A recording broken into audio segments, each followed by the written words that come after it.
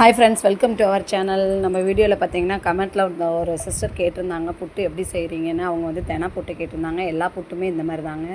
இந்த புட்டு மாவை வந்து நான் ரெடி பண்ணி வச்சுக்குவேன் எப்பயுமே. இது என்ன பண்ணுறோன்னா சால்ட்டு லைட்டாக போட்டு, நம்ம சுடு தண்ணி ஊற்றணும் அப்படிலாம் கிடையாதுங்க. சால்ட்டு லைட்டாக போட்டு அந்த மாவை நல்லா இது பண்ணிவிட்டுட்டு, அதிலே பாருங்கள் நான் பச்சை தண்ணி தான் ஊற்றி பிசைஞ்சிக்குவேன் மாவை. லைட்டாக தண்ணி தெளித்து இது பண்ணிக்கணும். ரொம்ப தண்ணி இது பண்ணக்கூடாது. இந்த மாதிரி பாருங்கள் நல்லா பிசைஞ்சு இது பண்ணிங்கன்னா அது எப்படின்னா உருண்டை, அதாவது கையில் பிடிச்சோம்னா பிடிக்கிற மாதிரி இருக்கணும், உதிர்த்தா உதிர்ற மாதிரி இருக்கும். நான் பிடிச்சி காமிக்கிறேன் பாருங்கள். அந்த மாதிரி பதம் வரையில் அதுதாங்க புட்டு பதம். இங்கே பாருங்கள் நம்ம பிடிக்கணும், அது நல்லா உருண்டையாக வரும். உதிர்த்தோம்னா அது வந்து நல்லா தூளாகிடும். இதாங்க அதோடைய பதமே. பார்த்திங்கன்னா இப்படி தான் நல்லா பிசைஞ்சிக்கணும் மாவை. பிடிச்சி காமிக்கிறேன் பாருங்கள் நான் கையில். அந்த மாதிரி பிடிச்சி பாருங்கள். இந்த மாதிரி இருக்கா, உதிர்த்தோம்னா பாருங்கள் மாவு அதுவாக உதிருது. அதை நல்லா பிசைஞ்சிட்டு என்ன பண்ணோம்னா, அது கூட வந்து நம்ம என்ன பண்ணோம்னா நம்ம எப்பயும் இட்லி பாத்திரம் வைப்போம்ல, இட்லி பாத்திரத்தை வந்து தண்ணி ஊற்றி ஒரு தட்டை வச்சு அது மேலே பாருங்கள் ஒரு துணியை போட்டு அது மேலே நான் மாவை எடுத்து வச்சுருவேன். எல்லா மாவுக்குமே இதாங்க, தினை மாவு, கேழ்வரகு மாவு, அதுக்கப்புறம் பார்த்திங்கன்னா வரகு மாவு, என்னென்ன புட்டு மாவு செய்கிறோமோ எல்லா மாவுமே இதே ப்ரொசீஜரில் தாங்க நான் செய்வேன். ரொம்பவே டேஸ்ட்டாக இருக்கும். ட்ரை பண்ணி பாருங்கள். இந்த மாதிரி நல்லா பிசைஞ்சு பாருங்கள் ஒரு இட்லி பாத்திரத்தில் ஒரு துணியை போட்டு இந்த மாவை எடுத்து அதில் வச்சிடறோம்.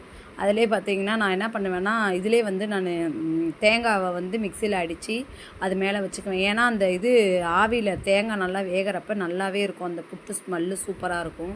பாருங்கள், தேங்காய் அரைச்சி வச்சுருக்கேன் முன்னாடியே மிக்சியில் நிறையா. தேங்காயும் நாட்டு சர்க்கரையும் இதுக்கு நல்ல டேஸ்ட்டு கொடுக்குங்க. ஏலக்காய் கூட நம்ம ஃப்ளேவருக்கு தட்டி போட்டுக்கலாம்.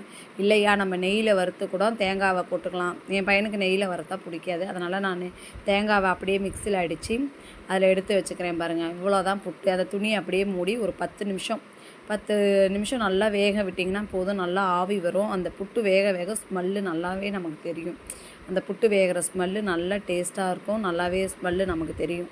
நான் வந்து சர்க்கரை இதில் போட மாட்டேன். பார்த்திங்கன்னா வெறும் மாவு, உப்பு அதை நல்லா பிசைஞ்சு அது மேலே பார்த்திங்கன்னா நான் இந்த மாதிரி தேங்காய் பூவை தூவி அப்படியே எடுத்து இட்லி பாத்திரத்தை வச்சுருவேன். ஒரு 10 நிமிஷம் அது நல்லா வேகுங்க. எந்த புட்டுமே 10லேருந்து 15 நிமிஷம்னு வச்சுக்கோங்களேன். பார்த்தீங்கன்னா அந்த மில்லட்லாம் வந்து கொஞ்சம் நேரமாகும் வேகிறதுக்கு. ஏன்னா நம்ம பச்சையாக தானே அப்படியே இது பண்ணி வைக்கிறோம். அதனால் இந்த பாருங்கள், இந்த மாதிரி மூடி வச்சிடறோம். நம்ம மூடி இப்படி போட்டு வச்சிட்டோம்னா அது 10 நிமிஷம், 10லேருந்து 15 நிமிஷம் வெந்தோம்னா இப்படி இருக்கும். பார்த்திங்கன்னா நல்லா உங்களுக்கு தெரியும். நான் இது வந்து பச்சரிசி மாவில் செஞ்சுக்கிட்டேன் இந்த புட்டு. பார்த்திங்கன்னா நாட்டு சக்கரை நல்லா தூவிக்கிறேன். உங்களுக்கு வேணால் ஒயிட் சுகர் போட்டுக்கலாம், ஏலக்காய் வேணால் தட்டி போட்டுக்கலாம். என் பையனுக்கு இதெல்லாம் பிடிக்காது. அவன் அதெல்லாம் போட்டால் சாப்பிட மாட்டான். அதனால் நான் சிம்பிளாக இந்த மாதிரி செஞ்சுக்குவேன். இதே என்ன கொஞ்சம் நெய் போட்டு நல்லா இது பண்ணிங்கன்னா சூப்பராக இருக்கும். நல்லா அந்த புட்டு வந்திருக்கு பாருங்கள்.